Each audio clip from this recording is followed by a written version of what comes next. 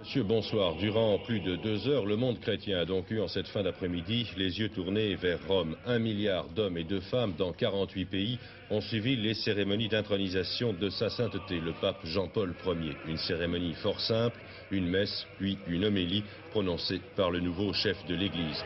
Je vous propose d'ailleurs d'en réécouter le passage adressé spécialement aux catholiques du monde entier de langue française. Que tous, ici, grands et petits, soient assurés de notre disponibilité à les servir selon l'Esprit du Seigneur. Père Congar, vous êtes avec nous ce soir. Votre réaction de chrétien mais aussi de sociologue face à cette cérémonie de Rome? Comme chrétien et comme catholique, bien sûr, j'ai été ému, j'ai été touché, j'ai même eu une petite larme à l'œil et je n'en rougis pas.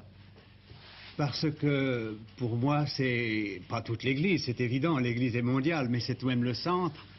Et aussi, j'ai apprécié cette simplicité dans l'admirable décor et la beauté de la cérémonie. Cette simplicité, il n'y a plus de tiare. La tiare, c'était une prétention de royauté universelle, il n'y a plus de tiare. C'est pastoral.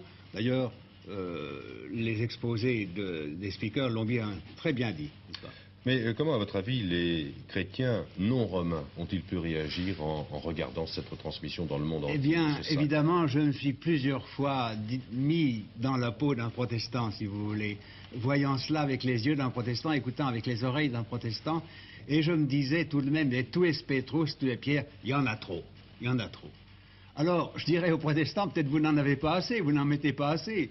Il y en avait trop pour moi, et je pense que ça a dû être un peu pénible pour plusieurs.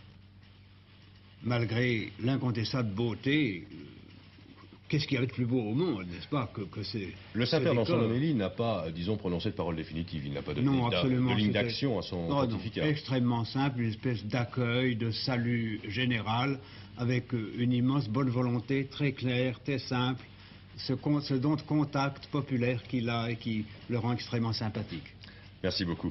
Mais dans son homélie, le pape Jean-Paul Ier a lancé aussi un appel à la solidarité humaine. Cette solidarité humaine qui est menacée chaque jour dans de nombreux pays. Il est vrai que la force des armes devient jour après jour plus importante. Mais les scientifiques qui participent à la mise au point des armements sont aussi fréquemment des apprentis sorciers. Vous voulez un exemple? Il y a celui de l'atome.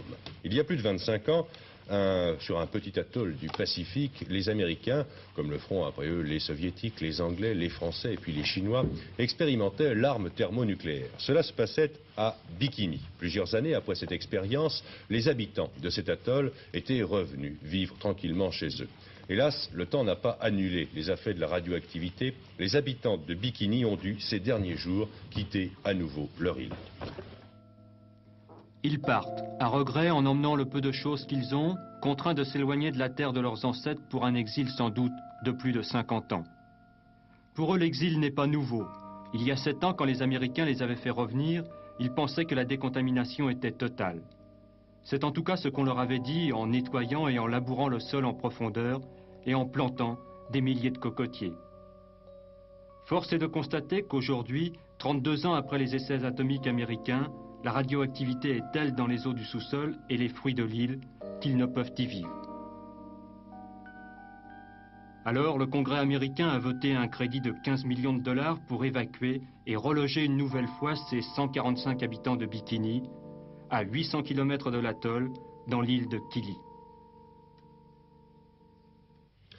Retour aux préoccupations quotidiennes. Il y avait une élection aujourd'hui en France. Cela se passait dans le Pas-de-Calais, une élection législative partielle consécutive à l'annulation par le Conseil constitutionnel du scrutin des 12 et 19 mars dernier. À l'époque, le socialiste Claude Vilquin avait distancé au second tour le candidat du Parti républicain, M. Léonce Després, d'un peu plus de 100 voix.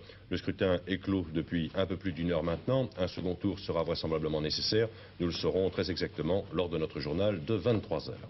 À Paris, la campagne pour l'élection législative partielle dans le 14e arrondissement s'ouvre à minuit. En mars dernier, c'est M. de la Malène du RPR qui l'avait emporté de 57 suffrages sur Madame Edwige Avis du Parti socialiste. Le Conseil constitutionnel avait annulé cette élection en raison du trop grand nombre de Français de l'étranger inscrits dans cette circonscription. Et puis Daniel Brem, dans l'actualité politique de cette journée, un sondage, le premier je crois de cette rentrée de septembre. Il est réalisé par l'IFOP sur un échantillon représentatif de un peu plus de 1460 personnes et il est publié par notre confrère Le Point. Je vous montre la couverture. Dans ce sondage, il faut remarquer que les chiffres font apparaître que les disputes entre le Parti communiste et le Parti socialiste ont, comme il était prévisible d'ailleurs, altéré l'image des chefs de file de la gauche. Oui, effectivement, ce sondage reflète une certaine morosité. C'est ainsi que si près des 2/3 des socialistes sont contents de voir M. Mitterrand à leur tête, lorsqu'il s'agit de penser à 1981, c'est-à-dire au présidentiel, eh bien, le score baisse, comme nous allons le voir sur ce tableau. Il est un peu plus de 50%, 53% contre 30%. Alors, vous le voyez, le temps de travail contre lui et déjà ses supporters se tournent vers les dauphins possibles. Et sur ce plan, M. Rocard vient très nettement en tête devant M. Mauroy, puisque 4 socialistes, sur 4 socialistes, 3 préfèrent M. Rocard à M. Mauroy. Alors l'autre enseignement, c'est que la stratégie du Parti socialiste eh bien, paraît être une source de perplexité. En effet, 39% des socialistes, comme on le voit sur ce tableau, sont favorables à une entente avec le Parti communiste, alors que 30% souhaitent cette entente avec les giscardiens. Il y a là une petite tentation centriste. Bien, voilà pour le Parti socialiste. Voyons maintenant du côté du Parti communiste. Monsieur Georges Marchais accuse lui aussi une certaine baisse. Oui, mais alors lui, son autorité ne faiblit pas au sein du parti, puisque les 3/4 des communistes sont d'accord pour qu'il reste à la tête du parti. Mais ce qui frappe, c'est qu'un communiste sur 2 estime que c'est le Parti communiste qui a souffert de la désunion de la gauche et de l'échec aux élections plus que le Parti socialiste. Et l'autre surprise, c'est que 57% des communistes considèrent que la contestation au sein du parti n'est pas close. Voyons la majorité maintenant. Et là aussi, du côté des partis de la majorité, les jugements sont, disons, assez sévères. Oui, ils sont très sévères. Les Français approuvent d'une manière générale la politique d'ouverture du président de la République. Mais ils regrettent qu'elle ait donné aussi peu de résultats et que les choses ne bougent pas beaucoup plus vite. Et puis aussi, ils trouvent qu'il s'est plus occupé de bons rapports avec l'opposition que de l'unification dans la majorité. Alors, M. Barre. Eh bien, pour M. Barre, c'est un petit peu plus compliqué. Il y a évidemment, en ce qui le concerne, plus de désapprobation que d'approbation pour sa politique économique. Mais paradoxalement, quand on demande si les Français souhaitent qu'il reste à Matignon, eh bien, vous allez voir, 37% disent oui et 34% non. On lui accorde donc un brevet de sérieux. Oui, dernière personnalité qui apparaît dans ce sondage donc de l'IFOP publié par Le Point, un sondage qui est très long, très fouillé, c'est la personnalité de M. Chirac. Oui, eh bien, lui, il ne s'en tire pas trop mal. Les Français préféreraient qu'il s'entende avec le président de la République et qu'il cesse les querelles, mais il considère aussi que le RPR est plus solide que l'UDF. Merci Daniel.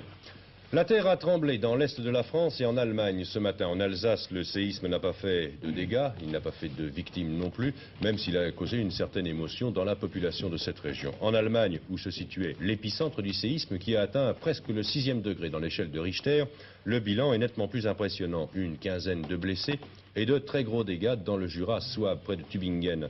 Dans la localité de Taifingen, pratiquement toutes les maisons ont été endommagées et des dizaines de milliers de personnes prises de panique se sont précipitées ce matin dans les rues.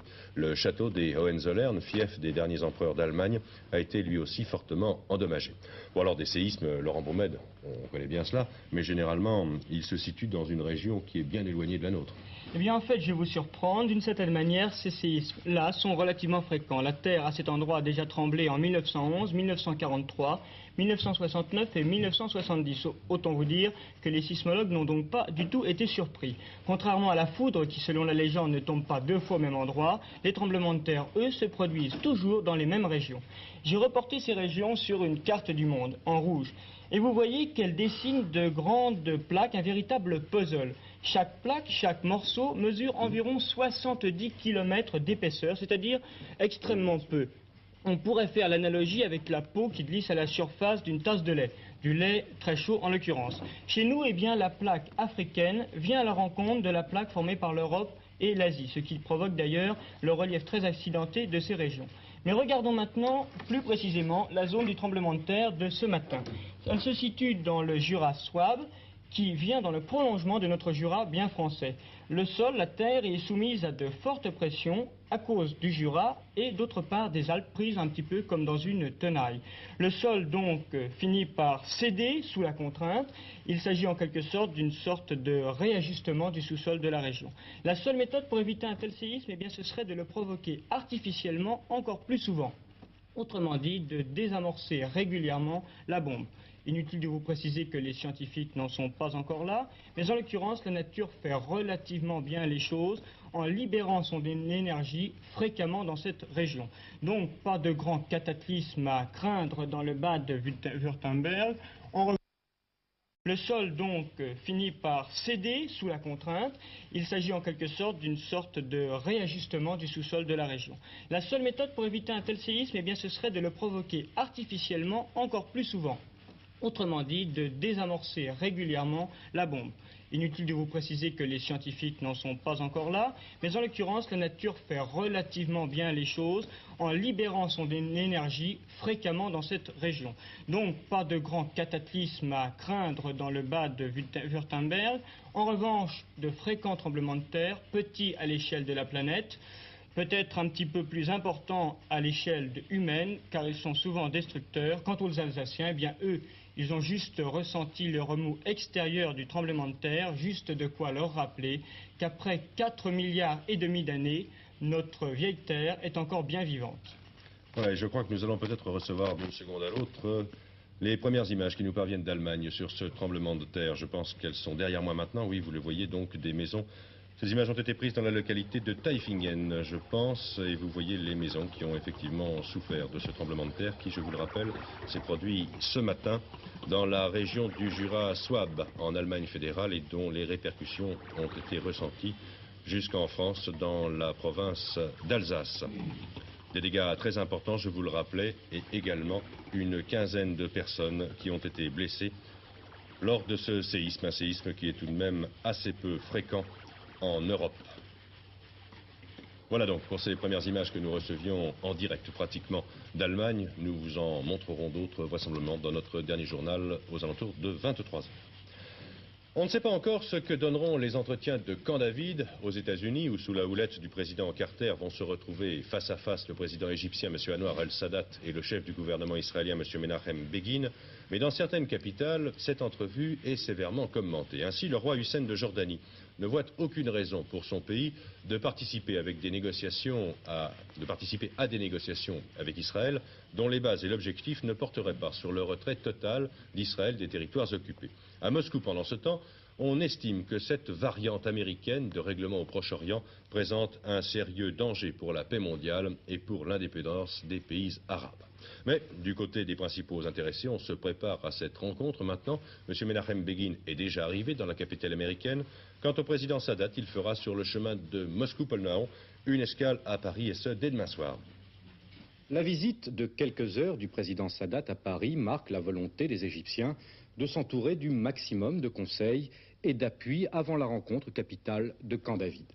Personne encore aujourd'hui ne peut prédire l'issue du sommet, mais ce qui est important, c'est qu'une nouvelle fois, deux hommes vont se rencontrer, Menachem Begin, l'Israélien, et l'Égyptien Anwar el-Sadat, avec un arbitre tout-puissant cette fois, le président américain Jimmy Carter. De plus, les négociations vont se dérouler loin des caméras, loin du bruit, en principe dans le secret le plus total.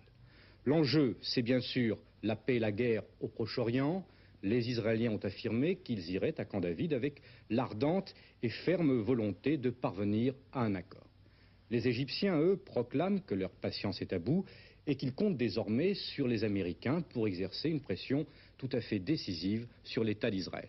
Leur position n'a pas tellement varié depuis le voyage de Sadat en Israël, retrait de tous les territoires occupés et droit des Palestiniens à l'autodétermination. Si donc on ne peut pas prédire l'issue des négociations, un éventuel échec aurait des conséquences tout à fait dramatiques, sans parler encore d'une autre guerre au Proche-Orient.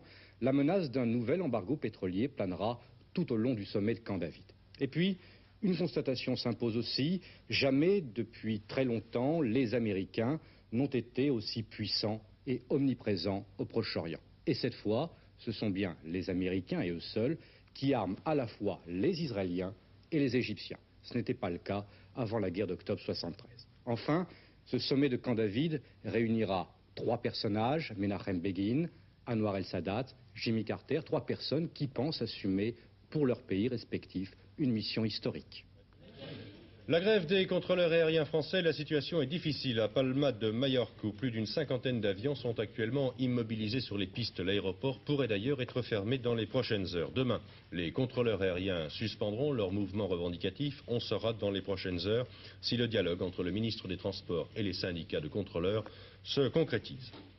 Les championnats du monde d'échecs, la 18e partie a été déclarée nulle. Le champion sortant, Anatoly Karpov, mène donc toujours par 4 victoires à 1 face à son challenger, Viktor Korchnoi. Et puis il y avait un tiercé, il se courait aujourd'hui à Longchamp dans la 3e course, 1850 mètres et 20 partants. Une victoire de National Glory, le 12 devant Narablou, le 17, et Laostik, le 7, la combinaison gagnante. Vous voyez les 3 chevaux de tête arrivés en ce moment. Combinaison gagnante, le 12, le 17 et le 7. Les rapports de ce tiercé, 9 383 francs pour 5 francs dans le bon ordre et 1864 francs toujours pour 5 francs, mais dans un ordre différent. Avant de passer au sport, des nouvelles de Soyouz 29, le vaisseau spatial soviétique est revenu sur Terre. Tout s'est très bien passé. Le cosmonaute soviétique Valery Bykovsky et son collègue allemand de l'Est Sigmund Jähn se sont posés en douceur dans le Kazakhstan en début d'après-midi. Les 2 hommes avaient quitté la Terre le 26 août dernier. Ils avaient rejoint le train spatial Salyut 6 Soyouz 29 le 27 août. Dans ce train spatial, 2 cosmonautes soviétiques continuent toujours de tourner imperturbablement autour de la Terre. Avant de passer au sport, les prévisions météo pour demain, le temps sera bien ensoleillé sur la majeure partie du pays. Cependant, de la mer du Nord et de la Manche aux Vosges, les nuages seront nombreux, me dit Laurent Broumed. Il pourrait même être accompagné de quelques pluies. Les températures, elles, seront en hausse légère. Place donc maintenant au sport, un sport qui est un peu décalé, vous l'avez constaté. Stade 2 se retrouve après le journal de 20h et non pas à 19h comme les dimanches habituels. C'est en raison bien sûr de l'actualité et des cérémonies d'intronisation du nouveau Saint-Père, Jean-Paul Ier, à Rome, que nous avons été obligés de décaler ce journal des sports. Place donc au sport avec au palmarès ce soir nos 2 champions d'Europe, Jacques Rousseau pour le saut en longueur, c'était hier soir, vous l'avez vu en direct, et Patrice Martin pour le ski nautique.